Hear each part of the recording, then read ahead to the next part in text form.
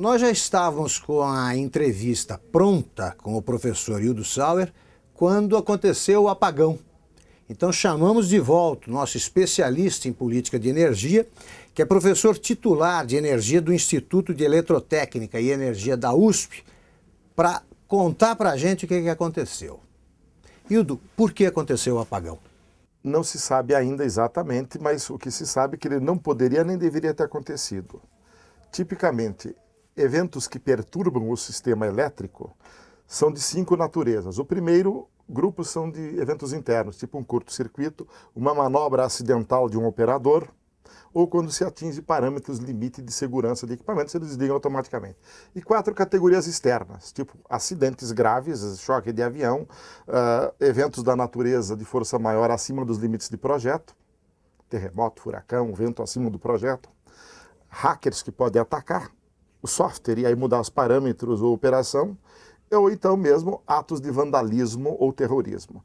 Aparentemente nenhuma dessas 5 causas aconteceram, talvez da primeira categoria, eventos internos, mas aí há uma segunda questão. O sistema está planejado, projetado, construído e devia ser mantido e operado para que o critério de N-1, onde N significa o número de componentes, -1 ou -2, se o sistema perder os 2 componentes mais importantes, ele deve permanecer de pé intacto e os consumidores nada deveriam sentir.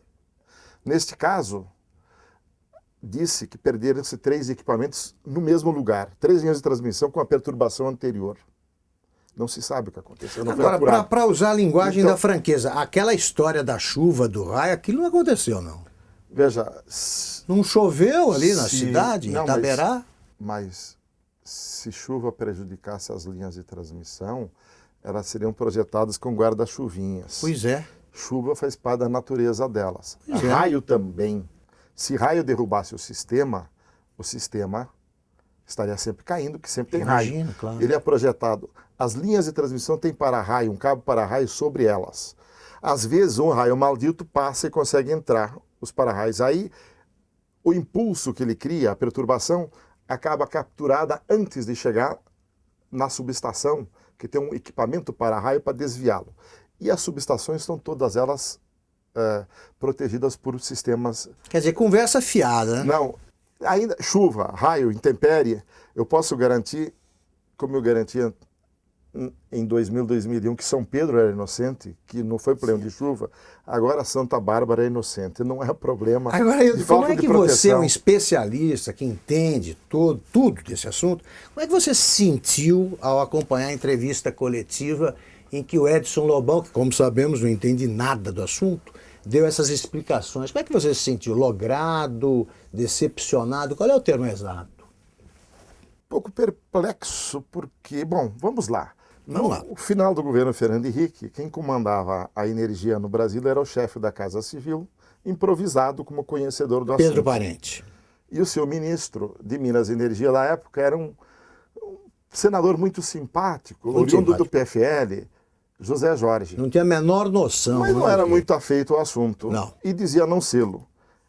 Eu acho que a história está se repetindo. Novamente tem alguém que se diz especialista em energia na Casa Civil, comandando a energia do Brasil, e um ministro muito simpático, vindo do PFL, no Ministério de Minas e Energia. A Dilma entende de energia? Eu acho que não, pelo que eu vi no Rio Grande do Sul, mas eu queria a tua opinião, você que é o especialista. Bom, eu não sei responder, eu acho você sabe, você sabe, você é um homem gentil. Você é um homem gentil, mas você sabe. Ela nunca foi minha aluna, nunca fez provas na USP, parece que era aluna Só o doutorado. Parece que era aluna da Unicamp, então eu devia perguntar para o povo da Unicamp se ela terminou, fez, o que aprendeu, o que não aprendeu. Está respondido. Agora, o que se deve fazer para que não haja apagão? O que está faltando na política de energia? Vamos conceituar um pouco a diferença entre o apagão, como a gente o conheceu em 99, que é um blackout, isto é, o sistema cai instantaneamente e depois demora para ser reposto a funcionar, equilibrando geração com carga. O que nunca deveria acontecer, aquilo que a gente falava antes, de ter um equipamento ou sistema importante ou 2 se perderem, o sistema não deveria cair, nem perturbar. E se na região há uma perturbação não controlada, automaticamente deveria se desligar carga, consumo, com geração, de maneira a equilibrar o sistema de novo. Então, apagão não deveria acontecer, nem aquele blackout, muito menos o racionamento, que a gente chama de racionamento o apagão também, que é uma... É uma diferença, né? É uma incapacidade continuada de fornecer energia, porque os reservatórios das hidrelétricas não têm suficiente água para ter orçamento para chegar até o fim do ano e termoelétricas em paralelo. É como se não tivesse gasolina no tanque para chegar ao destino. Certo. Enquanto que o apagão instantâneo seria mais ou menos o carro não ter capacidade de subir uma ladeira, por exemplo. Apagão de potência, que é o que aconteceu, é instantâneo. O serviço que ele tem que prestar, o número de geladeiras, lâmpadas, motores ligados, não conseguia mais ser atendido pela geração disponível ainda depois que caíram algumas linhas. Nenhum dos dois poderia ou deveria acontecer, muito menos agora. Se em grande parte a reforma que foi iniciada no setor elétrico em 2003 como resposta aos apagões e ao racionamento do governo anterior, esse modelo, que foi revisto em 2003-2004, deveria ter feito um diagnóstico profundo dos problemas e era a oportunidade de resolvê-los. Isto não se fez.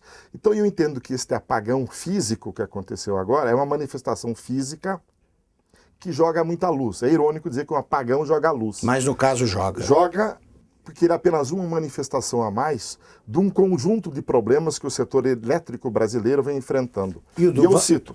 Vamos continuar, você vai citar agora em detalhes na segunda parte da conversa. Estamos conversando sobre apagão e problemas ligados à energia com o especialista Hildo Sauer.